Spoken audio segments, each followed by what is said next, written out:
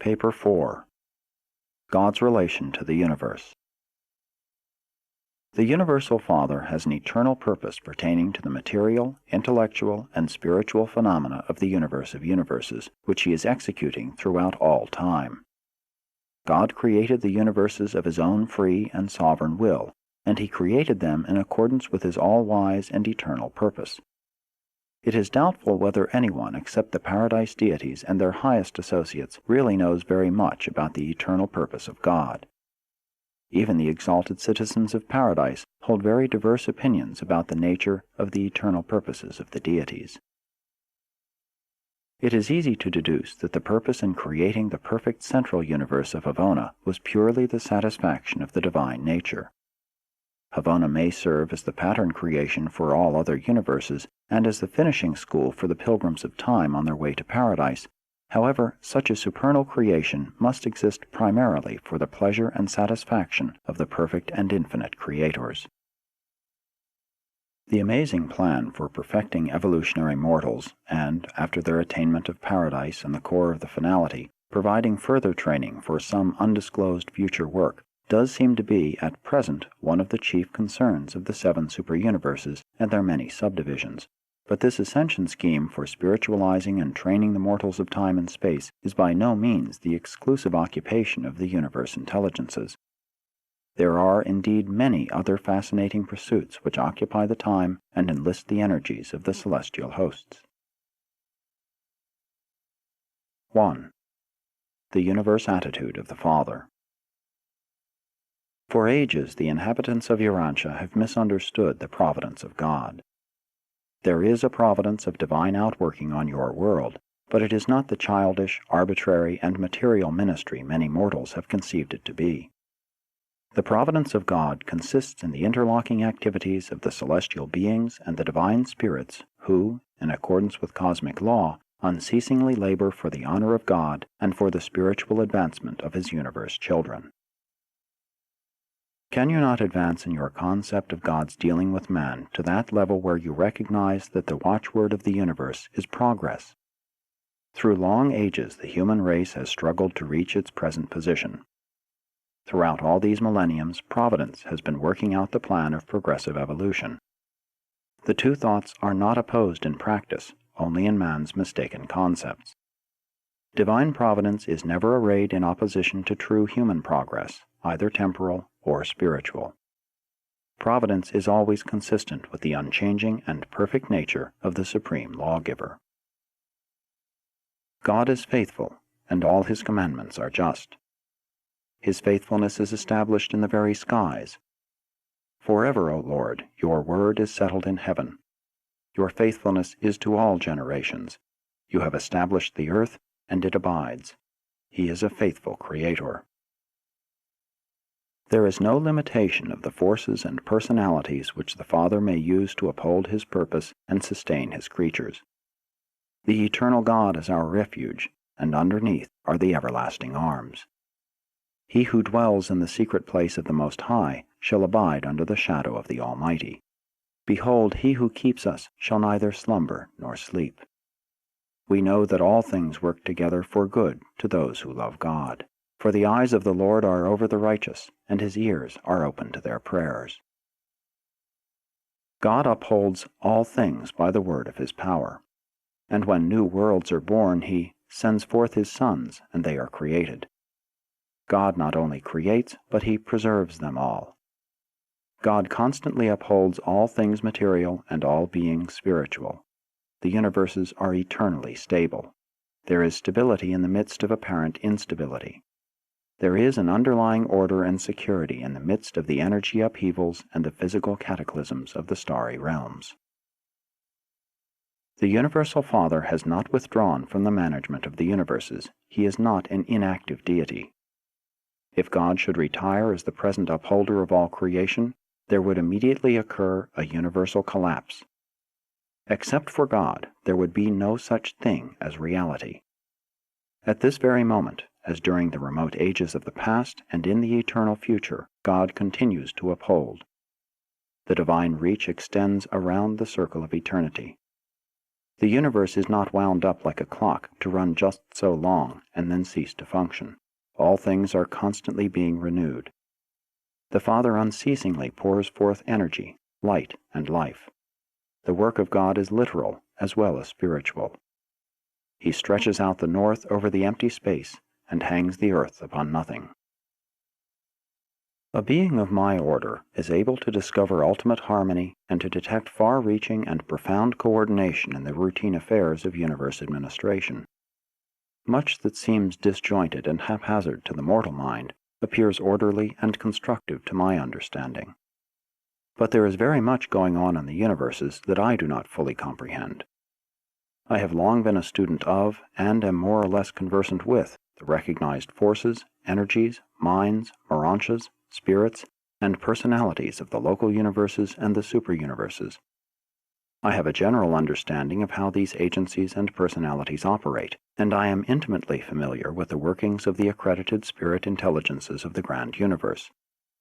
Notwithstanding my knowledge of the phenomena of the universes, I am constantly confronted with cosmic reactions which I cannot fully fathom. I am continually encountering apparently fortuitous conspiracies of the interassociation of forces, energies, intellects, and spirits which I cannot satisfactorily explain. I am entirely competent to trace out and to analyze the working of all phenomena directly resulting from the functioning of the Universal Father, the Eternal Son, and the Infinite Spirit, and to a large extent the Isle of Paradise. My perplexity is occasioned by encountering what appears to be the performance of their mysterious coordinates, the three absolutes of potentiality. These absolutes seem to supersede matter, to transcend mind, and to supervene spirit. I am constantly confused and often perplexed by my inability to comprehend these complex transactions which I attribute to the presences and performances of the unqualified absolute, the deity absolute, and the universal absolute. These absolutes must be the not fully revealed presences abroad in the universe which, in the phenomena of space potency and in the function of other superultimates, render it impossible for physicists, philosophers, or even religionists to predict with certainty as to just how the primordials of force, concept, or spirit will respond to demands made in a complex reality situation involving supreme adjustments and ultimate values. There is also an organic unity in the universes of time and space, which seems to underlie the whole fabric of cosmic events. This living presence of the evolving Supreme Being, this immanence of the projected incomplete, is inexplicably manifested ever and anon by what appears to be an amazingly fortuitous coordination of apparently unrelated universe happenings. This must be the function of providence, the realm of the Supreme Being and the conjoint actor. I am inclined to believe that it is this far-flung and generally unrecognizable control of the coordination and interassociation of all phases and forms of universe activity that causes such a variegated and apparently hopelessly confused medley of physical, mental, moral, and spiritual phenomena so unerringly to work out to the glory of God and for the good of men and angels. But in the larger sense, the apparent accidents of the cosmos are undoubtedly a part of the finite drama of the time-space adventure of the infinite in his eternal manipulation of the absolutes. 2. God and Nature. Nature is, in a limited sense, the physical habit of God. The conduct or action of God is qualified and provisionally modified by the experimental plans and the evolutionary patterns of a local universe, a constellation, a system, or a planet. God acts in accordance with a well-defined, unchanging, immutable law throughout the wide-spreading master universe, but he modifies the patterns of his action so as to contribute to the coordinate and balanced conduct of each universe, constellation, system, planet, and personality in accordance with the local objects, aims, and plans of the finite projects of evolutionary unfolding. Therefore, nature, as mortal man understands it, presents the underlying foundation and fundamental background of a changeless deity and his immutable laws, modified by, fluctuating because of, and experiencing upheavals through the working of the local plans, purposes, patterns, and conditions which have been inaugurated and are being carried out by the local universe, constellation, system, and planetary forces and personalities. For example, as God's laws have been ordained in Nebadon, they are modified by the plans established by the Creator Son and Creative Spirit of this local universe, and in addition to all this, the operation of these laws has been further influenced by the errors, defaults, and insurrections of certain beings resident upon your planet and belonging to your immediate planetary system of Satania. Nature is a time-space resultant of two cosmic factors. First, the immutability, perfection, and rectitude of Paradise deity, and second, the experimental plans, executive blunders, insurrectionary errors, incompleteness of development, and imperfection of wisdom of the extra-Paradise creatures, from the highest to the lowest.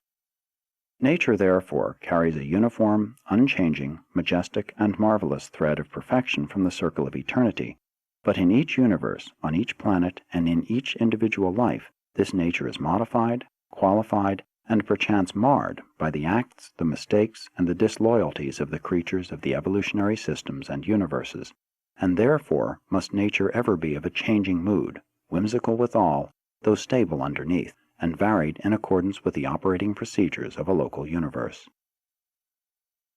Nature is the perfection of Paradise, divided by the incompletion, evil, and sin of the unfinished universes. This quotient is thus expressive of both the perfect and the partial, of both the eternal and the temporal. Continuing evolution modifies nature by augmenting the content of Paradise perfection and by diminishing the content of the evil, error, and disharmony of relative reality. God is not personally present in nature or in any of the forces of nature, for the phenomenon of nature is the superimposition of the imperfections of progressive evolution and, sometimes, the consequences of insurrectionary rebellion upon the Paradise foundations of God's universal law. As it appears on such a world as Urantia, nature can never be the adequate expression, the true representation, the faithful portrayal of an all-wise and infinite God. Nature on your world is a qualification of the laws of perfection by the evolutionary plans of the local universe. What a travesty to worship nature because it is in a limited, qualified sense pervaded by God, because it is a phase of the universal and, therefore, divine power. Nature also is a manifestation of the unfinished, the incomplete, the imperfect outworkings of the development, growth, and progress of a universe experiment in cosmic evolution. The apparent defects of the natural world are not indicative of any such corresponding defects in the character of God. Rather are such observed imperfections merely the inevitable stop moments in the exhibition of the ever-moving reel of infinity picturization. It is these very defect interruptions of perfection continuity which make it possible for the finite mind of material man to catch a fleeting glimpse of divine reality in time and space. The material manifestations of divinity appear defective to the evolutionary mind of man only because mortal man persists in viewing the phenomena of nature through natural eyes, human vision unaided by Morancha Mota or by revelation, its compensatory substitute on the worlds of time. And nature is marred, her beautiful face is scarred, her features are seared by the rebellion, the misconduct, the misthinking of the myriads of creatures who are a part of nature, but who have contributed to her disfigurement in time. No, nature is not God. Nature is not an object of worship. 3. God's unchanging character. All too long has man thought of God as one like himself. God is not, never was, and never will be jealous of man or any other being in the universe of universes. Knowing that the Creator Son intended man to be the masterpiece of the planetary creation, to be the ruler of all the earth, the sight of his being dominated by his own baser passions, the spectacle of his bowing down before idols of wood, stone, gold, and selfish ambition, these sordid scenes stir God and his sons to be jealous for man, but never of him. The eternal God is incapable of wrath and anger in the sense of these human emotions, and as man understands such reactions. These sentiments are mean and despicable. They are hardly worthy of being called human, much less divine, and such attitudes are utterly foreign to the perfect nature and gracious character of the Universal Father. Much, very much of the difficulty which Urantia mortals have in understanding God is due to the far-reaching consequences of the Lucifer rebellion and the Caligastia betrayal. On worlds not segregated by sin, the evolutionary races are able to formulate far better ideas of the Universal Father. They suffer less from confusion, distortion, and perversion of concept. God repents of nothing he has ever done, now does, or ever will do. He is all-wise as well as all-powerful. Man's wisdom grows out of the trials and errors of human experience. God's wisdom consists in the unqualified perfection of his infinite universe insight, and this divine foreknowledge effectively directs the creative free will. The Universal Father never does anything that causes subsequent sorrow or regret, but the will creatures of the planning and making of his creator personalities in the outlying universes, by their unfortunate choosing, sometimes occasion emotions of divine sorrow in the personalities of their creator parents. But though the Father neither makes mistakes, harbors regrets, nor experiences sorrows, he is a being with a Father's affection, and his heart is undoubtedly grieved when his children fail to attain the spiritual levels they are capable of reaching with the assistance which has been so freely provided by the spiritual attainment plans and the mortal ascension policies of the universes. The infinite goodness of the Father is beyond the comprehension of the finite mind of time. Hence must there always be afforded a contrast with comparative evil, not sin, for the effective exhibition of all phases of relative goodness. Perfection of divine goodness can be discerned by mortal imperfection of insight only because it stands in contrastive association with relative imperfection in the relationships of time and matter in the motions of space. The character of God is infinitely superhuman. Therefore must such a nature of divinity be personalized, as in the divine sons, before it can even be faith grasped by the finite mind of man. 4. The realization of God. God is the only stationary, self-contained, and changeless being in the whole universe of universes, having no outside, no beyond, no past, and no future. God is purposive energy, creative spirit, and absolute will, and these are self-existent and universal. Since God is self-existent, he is absolutely independent. The very identity of God is inimical to change. I, the Lord, change not. God is immutable, but not until you achieve paradise status can you even begin to understand how God can pass from simplicity to complexity, from identity to variation, from quiescence to motion, from infinity to finitude, from the divine to the human, and from unity to duality and triunity. And God can thus modify the manifestations of his absoluteness because divine immutability does not imply immobility. God has will. He is will. God is the being of absolute self-determination. There are no limits to his universe reactions save those which are self-imposed, and his free will acts are conditioned only by those divine qualities and perfect attributes which inherently characterize his eternal nature. Therefore is God related to the universe as the being of final goodness plus a free will of creative infinity.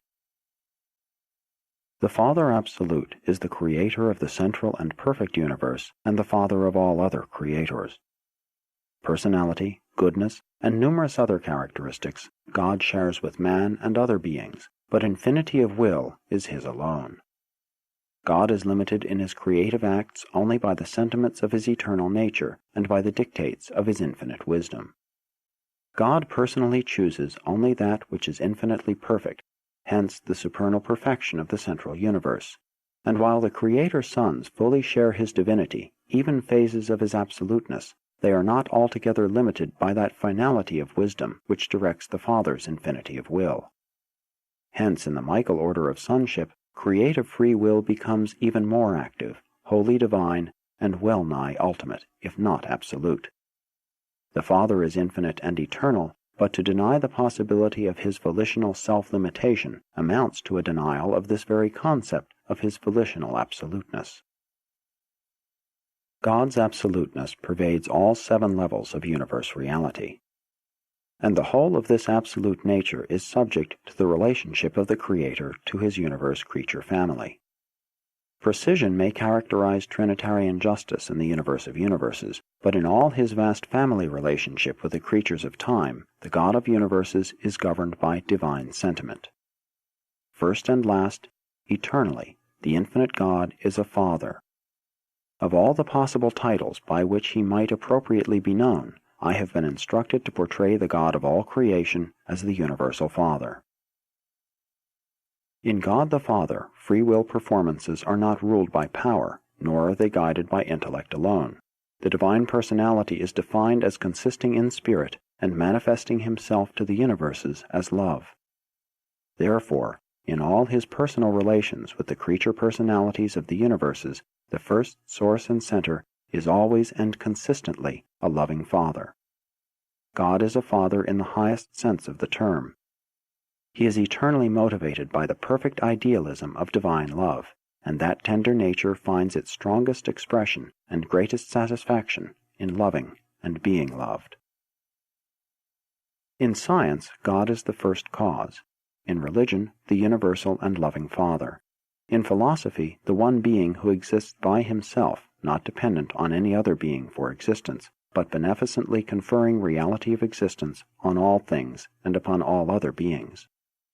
But it requires revelation to show that the first cause of science and the self-existent unity of philosophy are the God of religion, full of mercy and goodness, and pledged to effect the eternal survival of his children on earth. We crave the concept of the infinite, but we worship the experience idea of God, our anywhere and anytime capacity to grasp the personality and divinity factors of our highest concept of deity.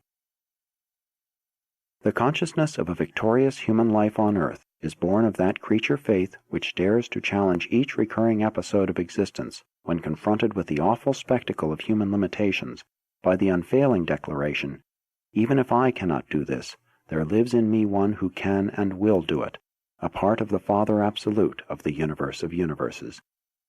And that is the victory which overcomes the world, even your faith. 5. Erroneous ideas of God. Religious tradition is the imperfectly preserved record of the experiences of the God-knowing men of past ages, but such records are untrustworthy as guides for religious living or as the source of true information about the Universal Father. Such ancient beliefs have been invariably altered by the fact that primitive man was a myth-maker. One of the greatest sources of confusion on Urantia concerning the nature of God grows out of the failure of your sacred books clearly to distinguish between the personalities of the Paradise Trinity and between Paradise deity and the local universe creators and administrators.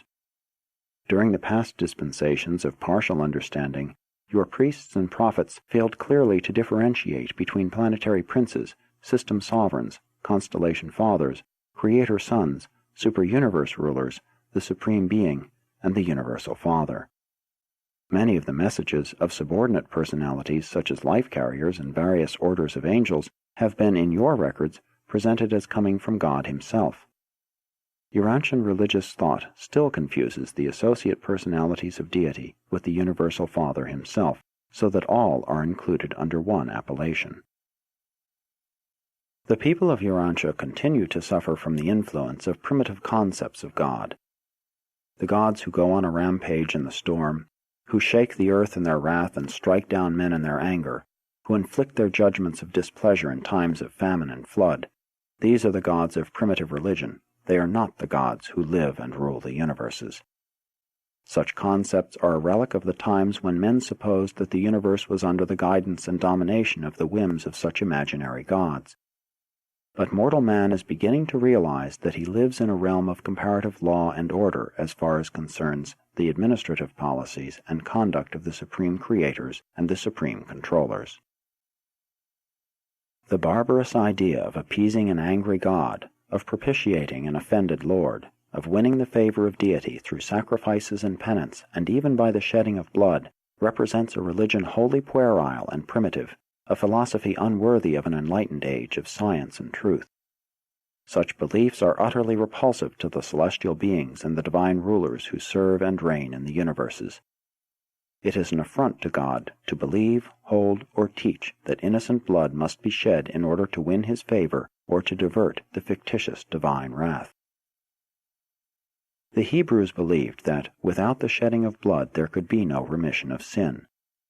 They had not found deliverance from the old and pagan idea that the gods could not be appeased except by the sight of blood, though Moses did make a distinct advance when he forbade human sacrifices and substituted therefor, in the primitive minds of his childlike Bedouin followers, the ceremonial sacrifice of animals.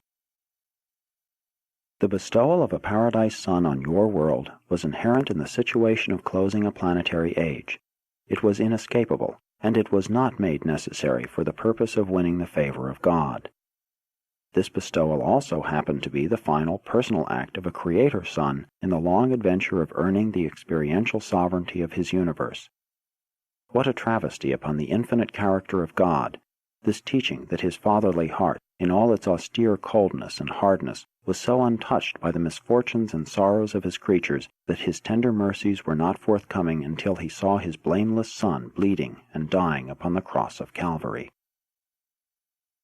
But the inhabitants of Urantia are to find deliverance from these ancient errors and pagan superstitions respecting the nature of the universal Father.